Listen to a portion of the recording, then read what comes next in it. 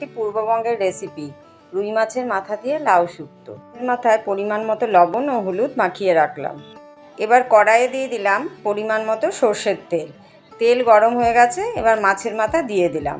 এবার উল্টে পাল্টে মাছের মাথাগুলোকে বেশ ভালো করে ভেজে নিলাম। মাথা ভাজা হয়ে গেছে, এবার একটি পাত্রে তুলে রাখলাম।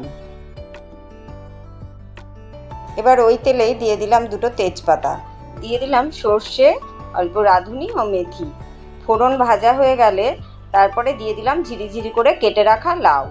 এবার লাউ দিয়ে ফোড়নের সাথে বেশ একটু নাড়িয়ে চাড়িয়ে নিলাম। এবার অল্প হলুদ, অল্প পরিমাণ মতো লবণ দিলাম। শুক্তো যেহেতু, তাই জন্য খুব একটা বেশি হলুদ দেব না। এবার ভালো করে সব কিছু আবার একবার নেড়ে ঢাকা দিয়ে লাউ সিদ্ধ হতে দিলাম। লাউ খানিকটা মজে যাওয়ার পর ভেজে রাখা মাথা দিয়ে দিলাম। এবার সব কিছু ভালো করে আবার একটু মিশিয়ে নিলাম। দিয়ে দিলাম আদা বাটা। এবার আদা বাটাটা দিয়ে সব কিছু ভালো করে নেড়েচেড়ে মিশিয়ে নিলাম।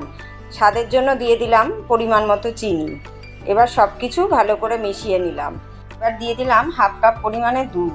এবার দুধ দিয়ে ভালো করে নেড়েচেড়ে নিলাম। আর এই শুক্তোটা একটু মাখো মাখো হবে, মাখো মাখো হলে নামিয়ে নিতে হবে। তৈরি হয়ে গেল অতি সুস্বাদু মাছের মাথা দিয়ে লাউয়ের শুক্তো।